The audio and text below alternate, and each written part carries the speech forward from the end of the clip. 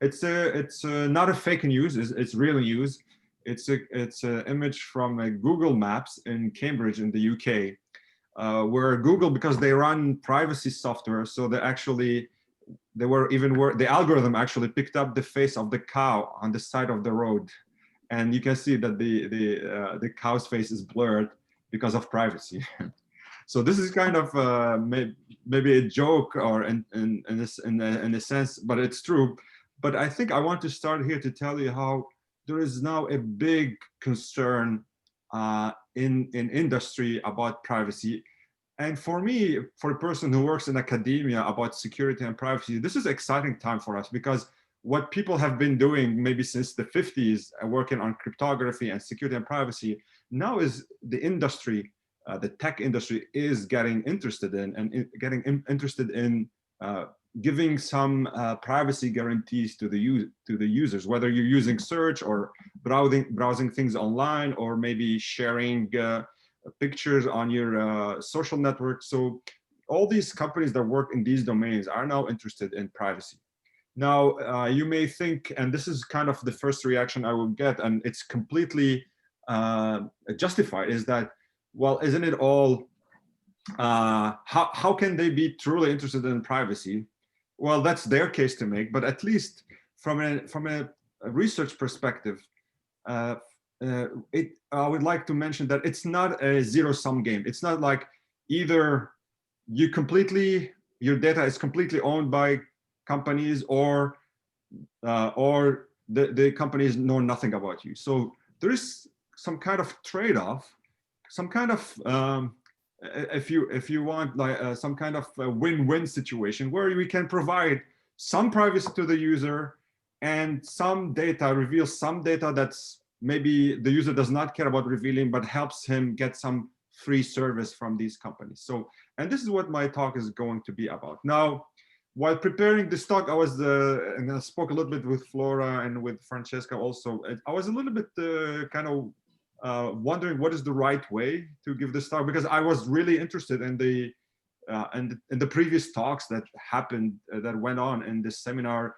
I mean, the previous week there was a talk on literature and Islam, and before on human computer interaction and economics. So this seminar is very kind of broad, and I want to make sure that I don't get immediately into technicalities. So what I decided to do is that to split this talk into two parts. The first part, I'm just going to be very high level, describe to you different problems that engineers and computer scientists and mathematicians studies, problems related to data security and privacy. So I'm just going to give you a general idea in case someone is from outside the field, because I know in the institute there are people from different areas. So I want to just give you a taste of what people in my field do and related fields in terms of problems related to privacy and security. And in the second part, I'll try to talk a little bit about my recent research on on-off privacy and genomic data. So if you know the things that I'm going to talk about in the first part, so please be patient, bear with me. I'm hoping that maybe some people do not know these things, or some people are from outside the field, so this would be beneficial to them. And then if you're looking for something more recent or more new, it's going to be in the second part. So when we talk about data security and privacy, I guess, so one think of, oh, I have my data in the cloud. How can I make sure that my data is not revealed to whoever is using it?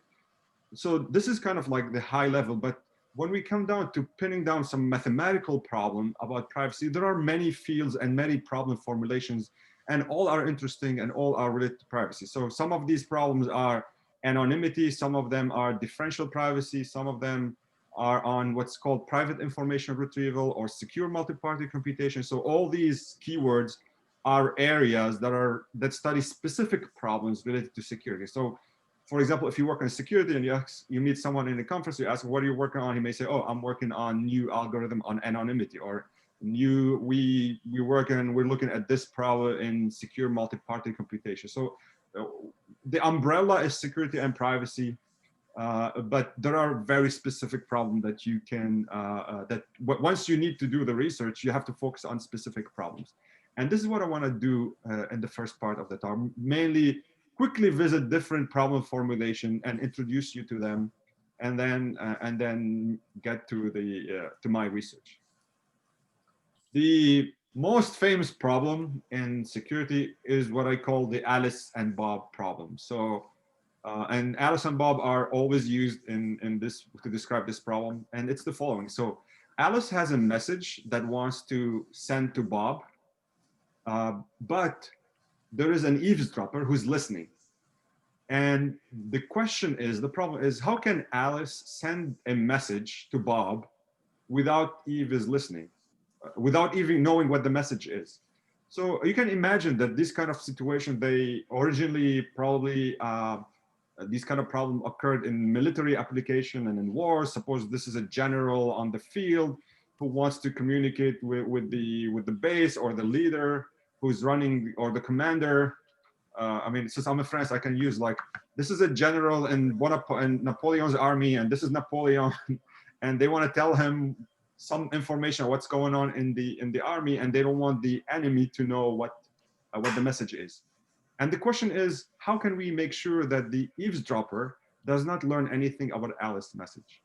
Again, I give the example from the army, but it could be, suppose this is you using your credit card to pay for something you bought on Amazon, and you want to hide your credit card. Suppose you're in a public space, you're in Starbucks or in a coffee shop. You don't want someone else near you maybe listening to your Wi-Fi connection to be able to know what your credit card is. So the applications are beyond the army or military application. So application, you can think about it, you know, there are a plethora of applications. You can think about banks communicating with each other. So many applications. Now, how can we do this? So what the two technical term here that people describe are the Alice need to encrypt the message. So Alice will take the message and use what we call a key. So there is a key that is shared, that Alice and Bob know. Think of it as the password. So the technical term of it is a key, but think of it as a password. So Alice will take the message that she wants to send to Bob, think of it as the credit card number, and encrypt it, meaning just create a new message out of the password, such that Eve, who does not have the password, cannot know what Alice is sending to Bob. Now, let me make this more specific and concrete, and I want to give you an example. And the example is called Caesar's cipher. And here's how Caesar's cipher works. You take, suppose you're working with the English alphabet, let's suppose that, or the French or whatever. So the Alice and Bob will agree on a key, which is a number.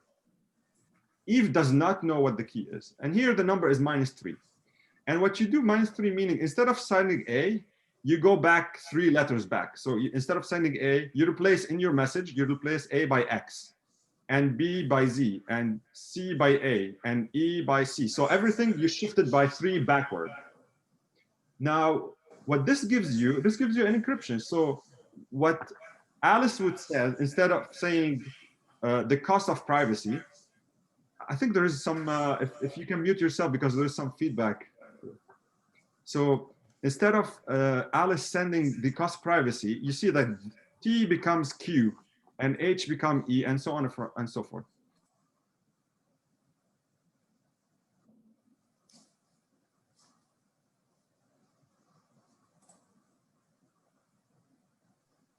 Hello?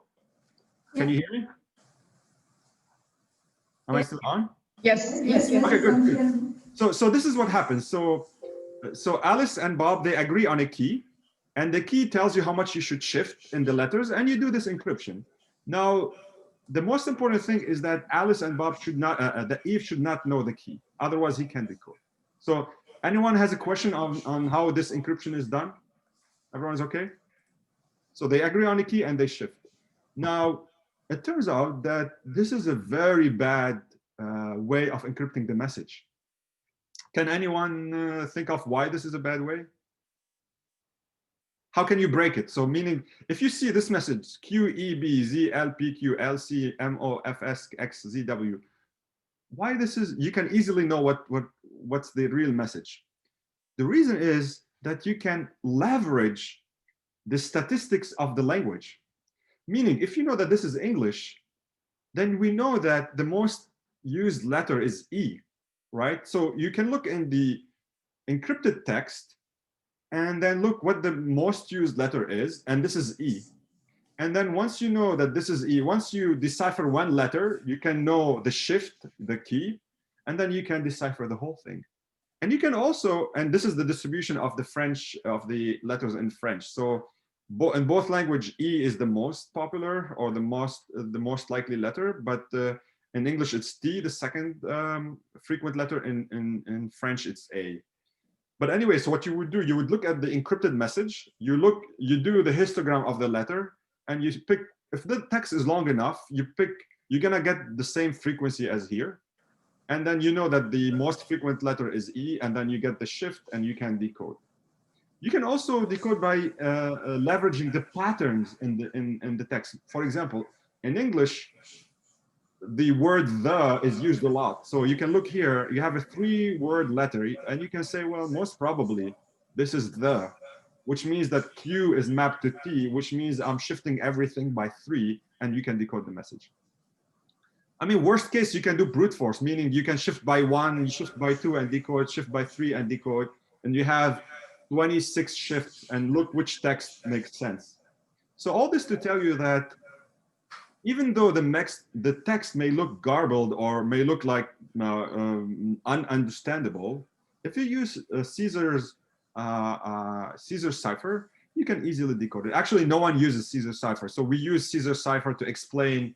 I'm not sure if during Caesar's time they used it, actually, so I don't want to be held accountable for this statement, but at least we now use this example not as a way to encode or encrypt text, but as a way to explain how the statistics of the data can be used to decrypt the message.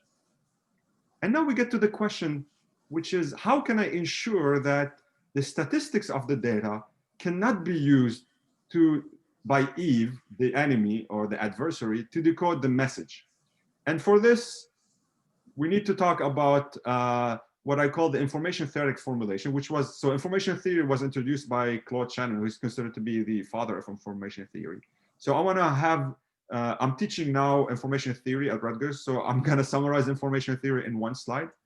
So to explain how we want to make sure that statistics cannot be leveraged, I need to introduce these notations. So I'm going to call X the message of Alice, K the key, which is the encryption, the password, and E is the encrypted message, and Y is Eve's observation. So sometimes Eve observed the whole encrypted message, sometimes he observes a version of it, maybe half of it, maybe a fraction of it. So, and now the question is, what is the condition to guarantee privacy? Or in another way, can we find a systematic way to quantify how much bits Y can tell you about X? And to be able to answer this question, the first question that comes to mind is, well, initially, how many bits are in the message? And this is what Claude Shannon introduced, which is the entropy of a message, or the entropy of a random message or an information source. So if X is a random variable, meaning a random message, we can characterize the amount of bits that are needed to describe this message. Think of it as compression, meaning how much you can compress a message. And this is the fundamental limit, meaning this is definitely, you need h of x bits to describe the message. Think of it, I mean, intuitively. So here it depends on the probabilities of, so the h of x, the entropy is negative the sum of p of x log of p of x, and p of x is the probability of a certain realization x. Intuitively, it says that if, let's suppose you're flipping a coin and the coin is unbiased, meaning you have 50% chance to get heads and 50% chance to get tails, then this maximizes the amount of information. Whereas if you have a coin that 90% of the times give you heads, then you can easily guess it. So if you know the realization, it's not surprising. You already know what it is. It's going to be most of the time heads. So that's why the amount of information is going to be less. So I'm not going to go in details, but this is to tell you that we could measure the amount of information in a message or in a random variable. Now, the other concept that I need is the concept of mutual information, meaning if I observe at y, and y is correlated with x, how many bits can y tell me about x? And here, this is quantified by what is known as the mutual information. So it's which is usually denoted by I of xy, and and this is the formula of it. And this formula tells you how much y tell you about x. And also, this could be described in terms of relative entropy or KL divergence. I know that we had a little bit of discussion with Flora, so Flora also worked on relative entropy. So you can also characterize the mutual information using relative entropy definition.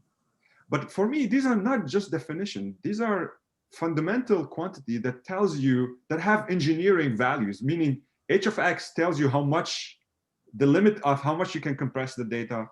I of xy tells you how much you leak, how much leakage you have between x and y.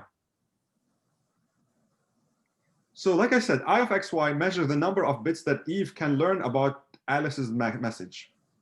And the power of this is that irrespective of the algorithm that Eve is observing, remember that I talked about maybe brute force, going over all shifts, or maybe looking for patterns. Here, it's unconditional. There's no condition on the computation of Eve. Eve can do whatever it wants. And what is guaranteed is that the amount of bits leaked about to Eve is given by I of xy. So that's the power of this of the information theoretic formulation, is that it tells you how much bits, irrespective of how much computation Eve has. So, and suppose you want perfect security, this means that you want zero leakage, 0 bits to be leaked. And this means that I of x and y must be statistically independent, meaning there's no correlation. Or you can have maybe a less strict privacy constraint or security constraint. You say, well, I want to leak that amount of bits. So if you want to leak, I don't know, maybe 10 bits, I of xy should be less or equal than 10. And we can work then to design a mechanism, encryption mechanism, to guarantee, if possible, to limit that leakage. Now, I want to go back to perfect security. Like I said, in perfect security, you need y and x, the mutual information, to be 0, meaning to be completely independent.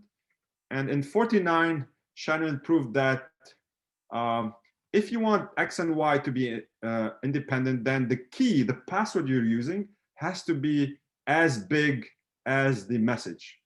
And this is usually considered to be a kind of a sad and negative result, because this means that your password, if you're protecting, let's say, your hard disk that is 1 terabyte, then your password has to be also 1 terabyte, meaning you have to share with Bob a 1 terabyte of information before to be able to send this message. So, I mean, compare this, that we all maybe use maybe 10 letters or 20 or at most 20 letters, like if you're using a password on your laptop, it's probably not more than 20 letters. So compared to this 2 terabytes, what in theory it should be to be able to guarantee perfect privacy. So this result is given as to quantify the limit of how we can achieve privacy and the limit on the key size or the password size. And actually in Shannon result, he tells you how to do it. So he tells you what is the perfect, how would you create this perfect encryption that guarantees 0 leakage. So what you do is that you create a message, a password that is as big as the message, and you do what we call exclusive OR, meaning XOR, meaning which is basically this table. So 0 plus 0 is 0, and it's the normal addition, except for 1 plus 1 is 0. And you do this this operation here on the message. So you add the message to the password, you get the encrypted message, you send that, and then for Bob to recover the message, he add the password again, and he will recover the same password. He will recover the correct message. And the guarantee is that Eve will have 0 information about what the message, what the message sent was. Again, the condition here is that Eve does not know the password. If he knows the password, then he can decode the message. So in this scheme, there is nothing you can do to leak even 1 bit of information. You cannot leak it. So you cannot leverage any statistics of the data. I want to stop here to ask if anyone has a question before I move on.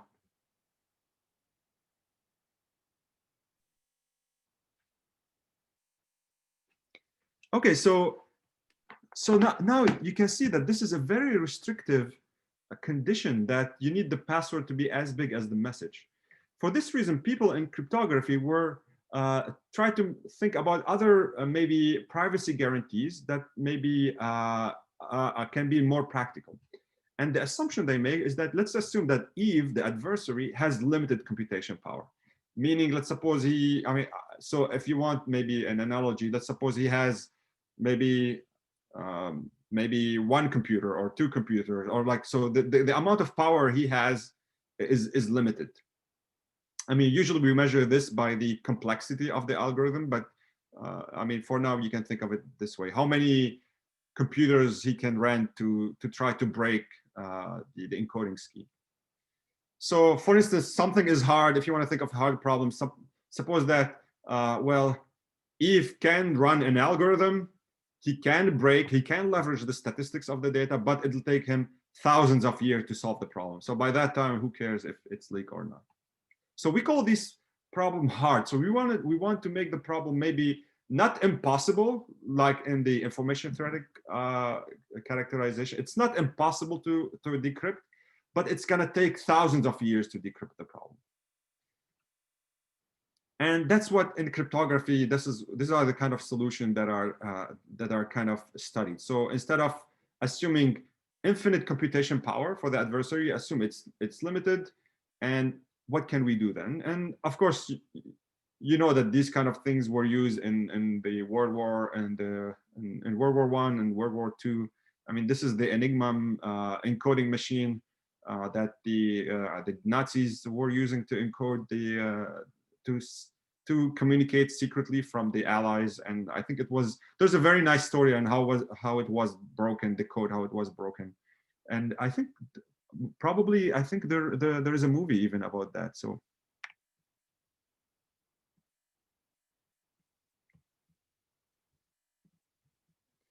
this is the Enigma machine that was used in World War II. And I mean, later I recommend reading a little bit on Wikipedia. There's lots of history.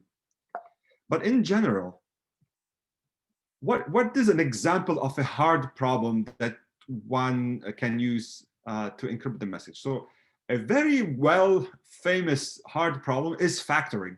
I mean, this problem, you can describe it to even maybe middle school student. It's a very easy problem. It's the following. I give you a number that can be written, a number n, that can be written as the product, as the multiplication of two numbers.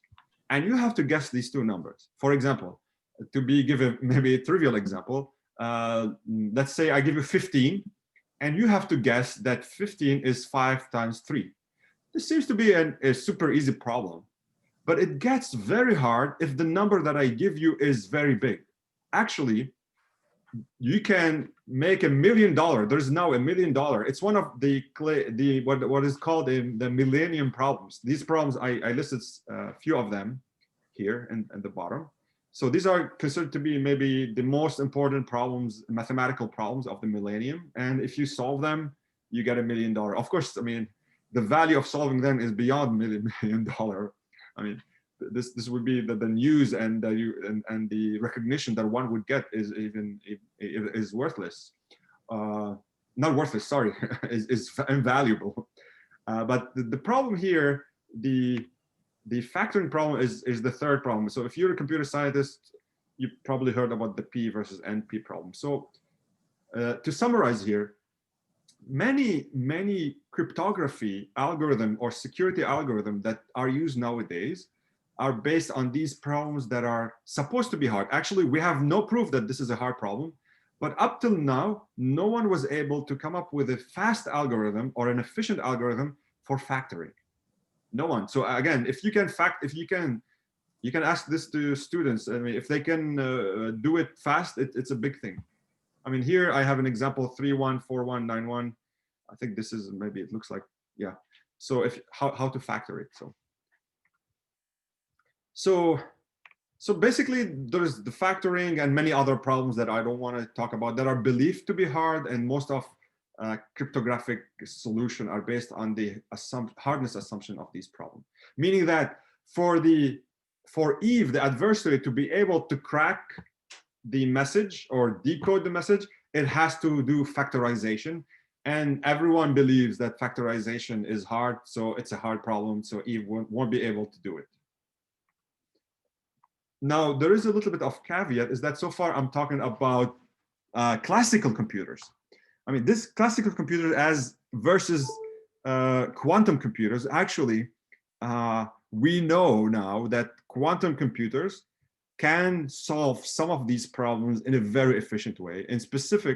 More specifically, quantum computers can, in theory, factor large numbers fast. So on a classical computer, which what everyone has nowadays, factoring is a very hard problem. But if you look at the quantum computer, it can be done fast. And there is a famous algorithm for factoring on quantum computers. It's called Shor's algorithm.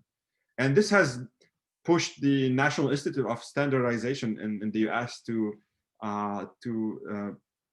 have this competition on post-quantum cryptography, trying to standardize an algorithm that can ensure security even when we have quantum computers. So this is now a very, very active research area. And if you type in post-quantum cryptography, there's lots of active things going on. So by this, I want to check how much time I have. So yeah, by this, I kind of conclude the first problem, which is the Alice and Bob problem. I want to go about the other problems very, very quickly, and then start to talk about my research. So the other problem is the private information retrieval. Here, instead of Alice and Bob, there is Alice and Eve. So Alice wants to retrieve some information from Eve. Let's say Alice wants to search on Google, but Alice does not want to tell Google what she's searching for. I mean, imagine that Alice is searching for maybe for information on some disease. Then Google would know most probably that Alice or someone in her family has that disease, and maybe this information can be sold to third parties. So the question is, how can you have algorithm where you can search Google without telling Google what you're searching for? And this problem is called private information retrieval. I've worked a little bit on it. Another problem is anonymity. Here, instead of Alice wants to hide what she's looking for, what she's searching for, she want to hide that she's Alice. So Eve should receive the search, but should not know who did that search. So this is the problem called anonymity. In some sense, Alice wants to hide in the population. And usually what is used, if you live in some countries where there is some firewall on the internet where you cannot access foreign websites, so many people use VPN. Also, there is a famous solution for anonymity called Tor, the onion router. And the main idea is that what Tor does, it will take your request and before sending it to the internet, it's just bounce it off many servers and then send it to the internet. And that way, the server where you're trying to get the information does not know who you are. And this is important in countries where you can be persecuted if you say something bad. I just heard about in some country where someone put in jail for 40 years for criticizing the monarchy or something like that. So, I mean, these kind of, maybe in the Western world, maybe these things, maybe, I don't know, they're not needed, but I mean, these things can be very, very important in other places. The third or the fourth kind of problem is what is referred to as differential privacy. And differential privacy has been very, very successful in the industry, has been widely accepted and used in the industry. By the way, one price here to get anonymity is delay. So if you can download Tor after this talk, you can go type Tor, download it, and then you can browse the internet anonymously. But you can say that there is a price to pay for anonymity, which is it's going to be delayed. Everything is going to be slow.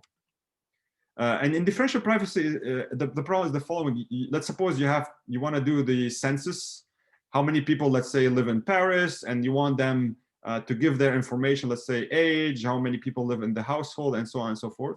And you want to release this information to the public, to scientists to do some scientific research on the numbers.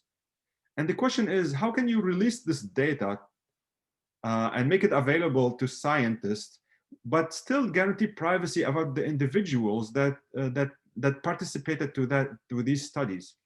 So differential privacy can guarantee a certain level of privacy for individual. And the nice thing about a differential privacy is that you could choose the level of privacy. So if I want to go a little bit in more detail, so the way differential privacy will work is that you're going to add noise to the data, but such that, suppose what you add maybe Gaussian noise to the ages. Suppose you're interested in knowing the average age of people who live in Paris. So you will take the real ages, the correct one, and add some noise, but the average of the noise is 0. So in this way, when you average out, the noise will average to 0 and you get the real average. But still, it's going to be hard to know who has the data related to the actual individuals that participated to the study. Now you may say, well, what's the big deal? Instead of, why not just remove the names of the people and release the data? Just remove the names and release the data as is. And then who would know? It turns out that this does not work. And this was like a big result. And I want to talk a little bit about what's known the Netflix prize. So Netflix in 2006, they had $1 million prize for any team who can improve their movie recommendation. And to do that, so Netflix released a big chunk of the data that they have, meaning for each user, what movie they watched and the rating. I think at that time it was between 1 and 5 stars. And the reason they released this, so computer scientists and engineers can work on developing algorithm to learn how to recommend movies. And what the group did, it's a paper by Narayana and Shmatikov. What they showed is actually, even though the data on that Netflix released is anonymized, meaning there are no names, they could link the records here to records that are available publicly on the internet on IMDb, and therefore they were able to match each record or at least not each or all of them, but few of them. They were able to say, well, oh, this row of data that gave these recommendation is this person. And you may think, what's the big deal? But then this means that you could tell if someone is watching maybe lots of left-wing movies, that he or she is gonna vote maybe Democrat, or so on and so forth. So you can learn a lot if you know the media that is consumed by a person. So that was a big result, that even just anonymizing the data is not enough. And I think Netflix was sued, and then they had a second part of this prize, and it was canceled after that because of this privacy problem. Okay, so this was a very, very quick overview of many problems that people work on in privacy. I apologize, I didn't go in details because there's no time. And for you guys, I'm hoping that this will serve to you as maybe starting points to just go and look and maybe look at these interesting things. So before I move to the second part, let me know if you have any questions about the first part.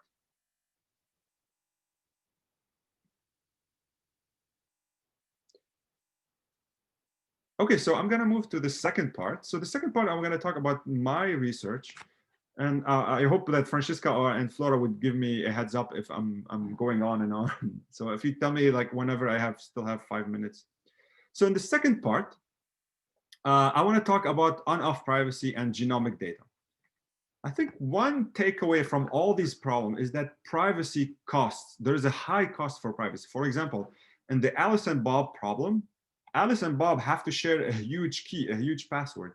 In the anonymity problem, you have the delay. There's a big delay when you're browsing the internet, and this is needed to ensure anonymity. And differential privacy, you have to add noise to the data. So there is a trade-off between what is called the privacy and utility.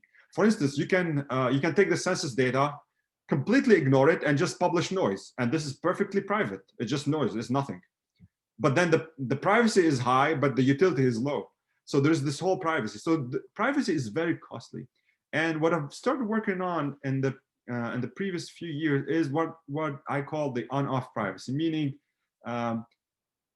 just the users should just require privacy when it is needed. Maybe you don't want things to be private all the time. Maybe you want things to be private if you're using maybe a public machine, or you're in a coffee shop using a public Wi-Fi, or maybe you are in a country where you don't trust the regime.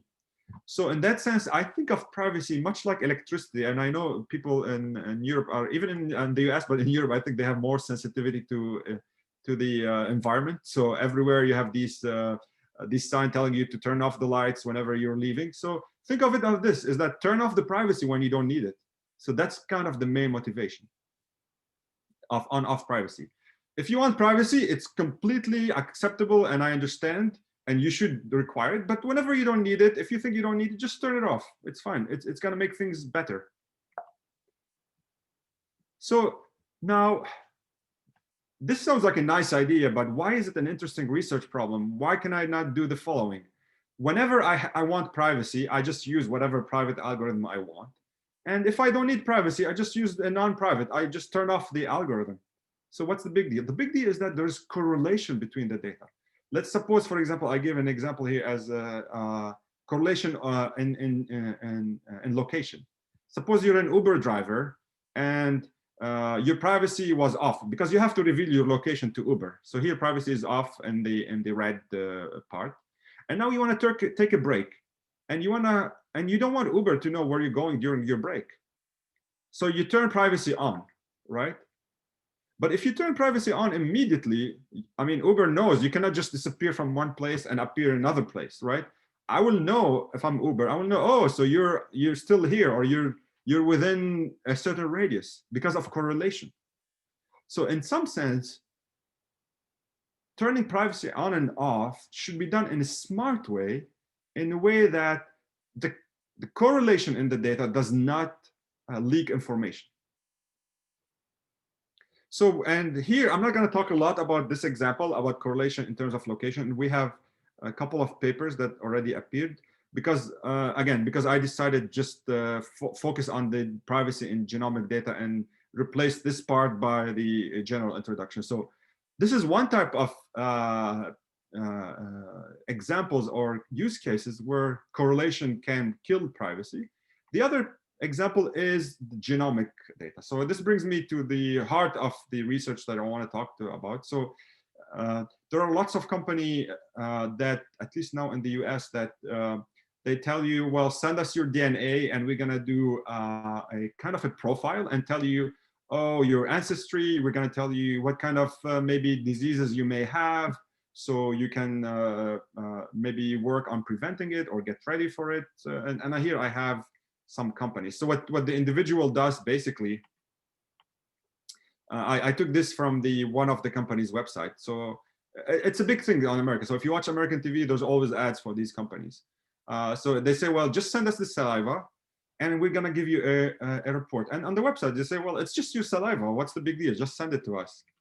And many people do this. So, and then they send you a report. So if you go to this website, you're going to see all the type of analysis they will tell you. So I'm not saying it's bad.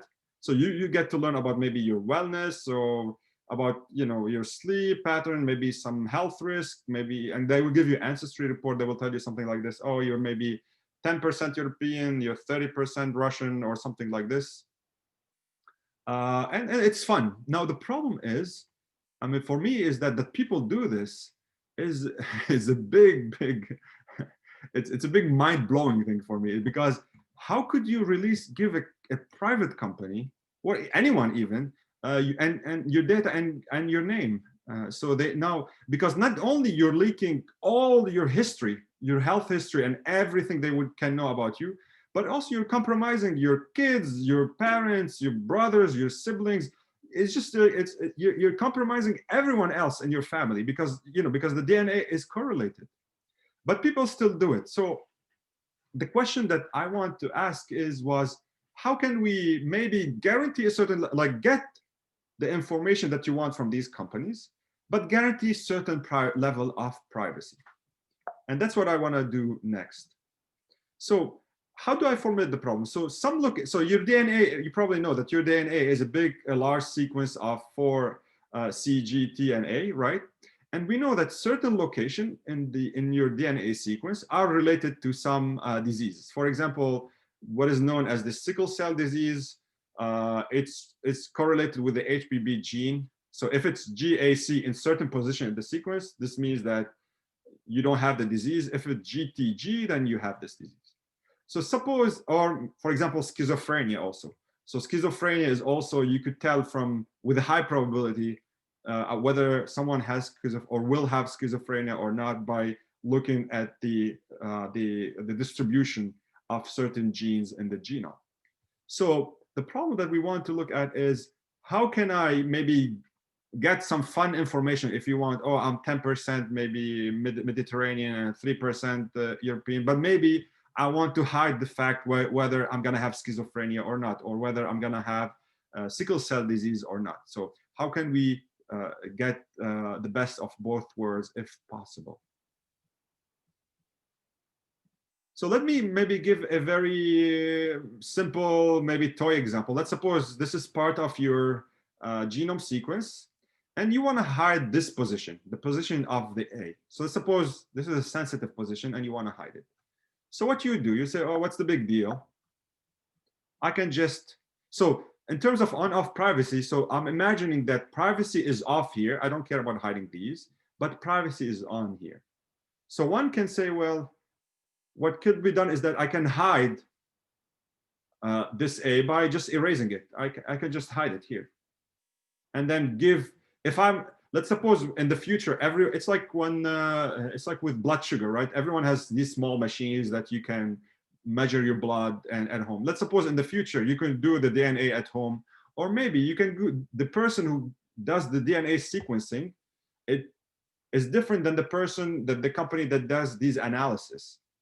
So what you could do, if you want some service from some company about maybe some disease that you want to check if you will have, so what you can do, you can first process your DNA sequence as an algorithm, and then give that sequence. So here the processing is this. This is the act of noising. I'm just going to hide the sensitive positions. It's so easy. Now the company does not know what's in that sensitive position, and they would not know whether I'm going to have a certain disease or not. I hope by now you can see the problem with this. Why this does not work or does not always work? Because in the genome, there's lots of correlation between the different positions. And the way I try to describe it is that, look at this text. It's taken from the, I think this is the beginning of the US Constitution. Even though I erased few letters, right, you can still read it perfectly. Why is that? Because there is lots of correlation in the way language is expressed. Same thing for the DNA. So here I can say, I can read, we the people of the United States, in order to form a more perfect union, establish justice, ensure domestic tranquility, provide for the common, so, and so on and so forth. So the same thing exists in the DNA. There is lots of correlation, meaning that even if you erase some part, you can probably guess them, because there's lots of correlation in the sense that in English, if you see TH, most probably is going to be E, the second letter. So same thing happens for genome. And this action, or this this process of recovering erased or missed genome is called imputation. And actually, it is used in DNA sequencing, because when you sequence the DNA, sometimes you cannot read certain positions, so you use imputation to guess these. So just erasing, here I'm representing the erasure by question marks. Just erasing things is not enough, because I can use imputation algorithm to guess what was erased.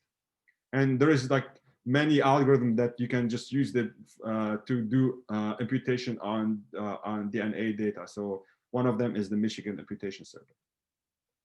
So just erasing what's the sensitive position is not enough.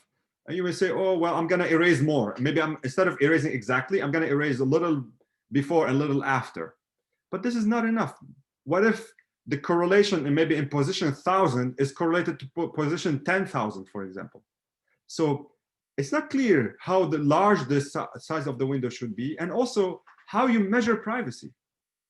So all this, why this kind of straightforward erasing in a window or erasing a neighborhood of the sensitive position, we cannot quantify the privacy. And this is the problem that I want to tell you very quickly about. So I'm going to set up the mathematical formulation of this problem.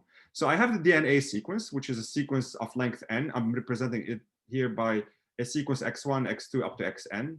And I have some sensitive positions that I want to hide. So here it's represented by K. It tells me what positions are that I want to hide. For example, you can think I always want to hide the first position. It could be first and 10th. It doesn't matter. And I need to design a privacy mechanism that decides which position I should be erased or redacted, and to obtain from X to obtain Y, which is a redacted version of X. And this is the version that I'm going to release or give to the company. So that's the main problem. So the main problem is designing this privacy mechanism, or in more maybe probability theory terms, I need to design the conditional distribution P of Y given X. So the input is the genome. I'll come back to the second point. The output is the masked sequence. And what is the privacy? So here I'm going to require perfect privacy. Same thing that we talked about with Alice and Bob. So I want that if you see Y, which is the release sequence, you will get zero information about the sensitive position, about XK. And the mechanism that I want to use is that I'm just going to erase things. I'm not going to introduce errors. Because if I introduce errors, I mean, one motivation is that it may, the utility may change. So because this sequence is going to be used to deduce some other things. So I'm just going to focus on, in each position, I either release it as is, or I erase it, or I hide it. But I don't allow flipping, meaning, oh, changing C into G, or so on and so forth. And the utility, so I want perfect privacy. Of course, if one can say, oh, you want perfect privacy, just erase everything. That's perfect privacy still. But the utility of the release sequence Y is zero here, because you didn't, it's all, you erased everything. So the question here is that, how can I ensure perfect privacy, but erase the minimum amount of positions? So the utility that we look at is the minimum number of erasures. And like I said, so the whole problem is to design this privacy mechanism. Now, to understand this, how to design this privacy mechanism, it's going to depend a lot on how the correlation in one's DNA sequence is created, right? Because that's going to help me design the mechanism. And one of the seminal papers in this area is the paper by Lee and Stevens in 2003 that showed that the correlation in a DNA sequence can be represented by what we call hidden Markov model. So meaning HMM. So I'm not going to go details about what's an HMM, but at a high level, it's the following. What I'm going to describe is your DNA is basically a mixture of certain reference DNA. Here I have M individual. So in some sense, it's like saying we're all the grandchildren of maybe these 1,000 individuals. So you can see that your DNA, maybe it took a part of this individual, and then it jumped to the red one, individual one, and then to the green, and so on and so forth. So it just taken parts of each individual and sticking them together. So you start in one place, and then you jump, and then you keep jumping. But also, in addition to this kind of forming these kind of puzzle, there's some mutation aspect. So you take these things, you connect them, but also you flip certain bits because of mutation. So some things just get changed, get flipped. And this is the mutation aspect. So some things will be switched with a certain probability, maybe C to G. This is due to mutation or even due to reading error. So the machine that's trying to read the DNA is going to introduce some errors also. So at a high level, this is what the hidden Markov model is trying to capture. So and mathematically, so we have M sequences here. And if you're in a certain sequence, or what we call a reference sequence, there's a certain probability epsilon that you jump to another sequence, or you stay in the same sequence. So you stay in the same sequence with probability 1 minus epsilon, and you jump with equally likely between the other with probability epsilon divided by m minus 1.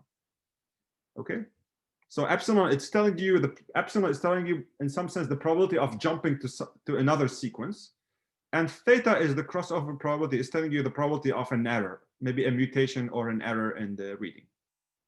So this is basically how we guarantee the correlate, or how do we model the correlation in the DNA sequence. So we have these references, and we find epsilon and theta, and we assume that actually this is a good model that is adopted for correlation in DNA. Now, given this model, how can we design the scheme? So I'm going to go very quickly. So in our paper, what we showed is that the way to do is that you could just visit the sequence from left to right, and in each position, you decide to erase it with this probability. So the star here is the probability of erasure. So you have to compute the probability of erasing. So the probability of erasing a sequence in certain position is not the same. It's going to depend on the correlation, and you decided by solving this equation. So here, I'm not going to go into the details, but basically two things to notice. So your probability of erasure here depends on your current location. Where are you right now? It depends on the positions you're trying to hide, but also it depends on what you did previously in the position that you processed before, y1 to yi minus 1, meaning did you erase, how many erasures you did before, and where were these erasures? So it's a little bit complicated, but it is, at least you can, it has this expression, and it involves doing this minimization over u. And then if you work in the area, you can, the first thing you would think is that, well, how hard is this minimization? And what we showed is that for hidden Markov models, this minimization can be done efficiently. I'm going to go very quickly over it, and if you do it efficiently, then you can get an algorithm that is of complexity big O n m square. So here n is the length of the DNA. So this is considered acceptable, at least, is linear in n. So you don't have to. It's linear in n, in the length of the sequence. So now, but it's exponential in the number of positions you have to hide, which can be problematic if the number of positions you want to hide is big. But we assume in many cases, at least this would be relevant in cases where number of positions you want to hide is limited, is small. And the intuition behind this privacy mechanism is that it's a greedy, it's a sequential and greedy algorithm. First, we specify how we're going to read the DNA sequence, and at each position we try to do the best we can do. So you minimize things locally, but we don't have kind of the overarching view of the whole algorithm. We're just guaranteeing that at each step we do the best that we can. Now, sometimes greedy is not optimal. I mean, suppose you're going from I don't know, from one place to another place in Paris, and you don't know the whole route, but what you know is just what you can see. So you try to get to the point where that you can see the fast possible, but maybe you took the wrong turn. So and overall, in the end, you know that you made a mistake. So here, that's what we're doing. We're doing greedy in the sense that we're doing at each step the best we can. And the best we can in each step is minimizing the probability of erasure, because we want to try to erase as least as possible to guarantee the utility, but as much as possible, but without violating the privacy guarantee. Salim, 10 minutes more. Yeah, I think I'm going to finish even before. Okay. Yeah. So one thing that comes up here is that, well, I'm reading the DNA sequence from left to right, or whatever order, but maybe this is not the best order. So the order you process the sequence, since we're doing greedy means I'm picking the order I read the sequence and doing best things locally. And we have examples that show that this is not always optimal, but we don't know, at least up to now, what is the optimal order of processing the sequence. Actually, we showed that in general, for a general distribution, not necessarily HMM, finding the best order to process the sequence is an NP-hard problem, meaning it's a very hard problem to do. If you can solve it efficiently, this is again the same $1 million problem, the P equal to NP. So in general, for a general a priori distribution, for general correlation on the DNA, finding the optimal order of processing the DNA and deciding what to erase is an NP-hard problem.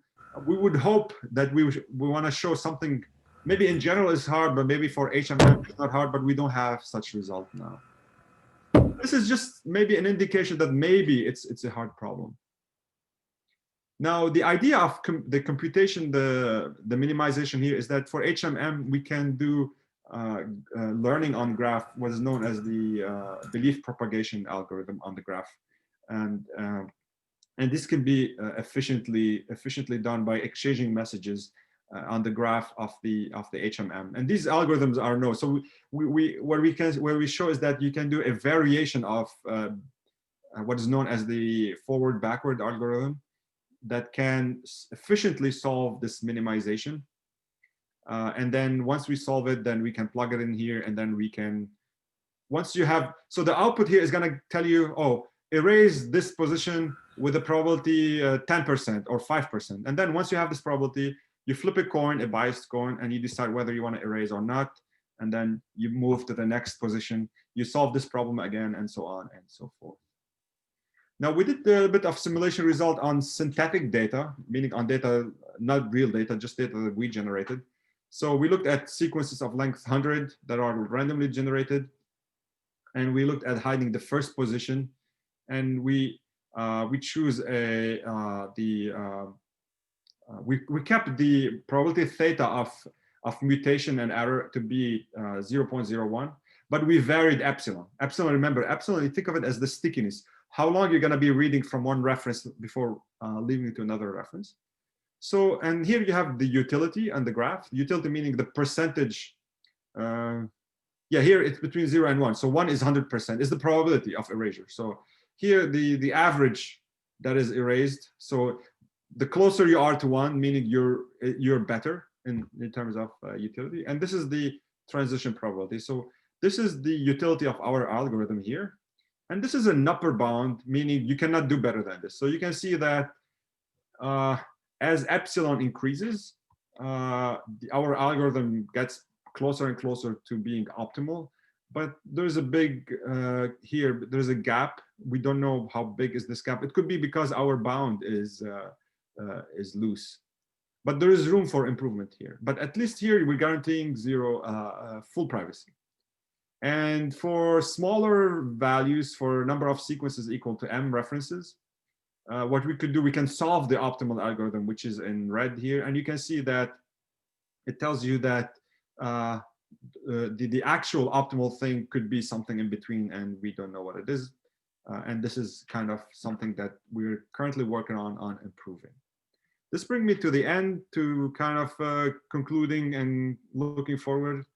So like I mentioned, so I started by giving some general idea about, since this is a talk for a general public, I tried to summarize different privacy and security problems that people in different fields study. We talked about Alice and Bob.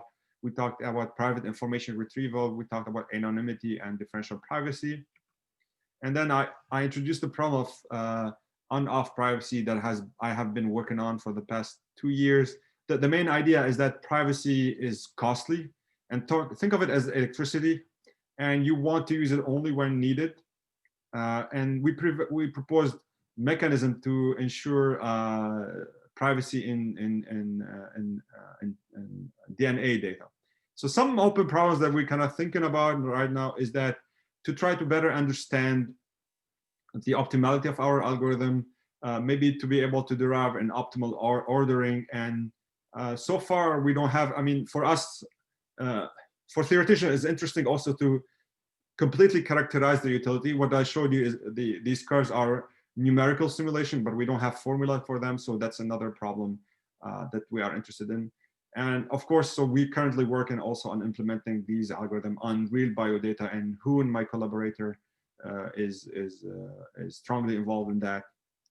And in general, on-off privacy, I mean, I feel like this is something that's going to be useful and important in many applications, whether it is location data or whether it is DNA data, everywhere where data has correlation, and correlation is everywhere.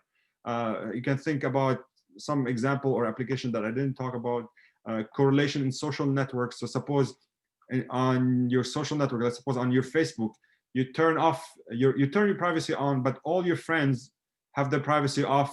And let's suppose all your friends are, I don't know, they live in Paris. But you don't reveal where you live. Then most probably you also live in Paris. So in that sense, that even though I'm protecting my data, people that are related to me are revealing their data, and this is affecting my data. So the question there is that even if they don't care about their data, how much they should reveal about their information as not to hurt me. So this is the same problem that in DNA is that you may not care about you, but you're revealing lots of data about your family. And many other examples of where correlation and privacy, they kind of, there is a tension between them. So this is a problem that I'm working on, and I'm actively working on. I'm very interested in, and I'll be happy to take your questions. This concludes my talk. Thank you, Salim, for the very interesting talk, especially for the introduction to the theory of information. It was very, very nice.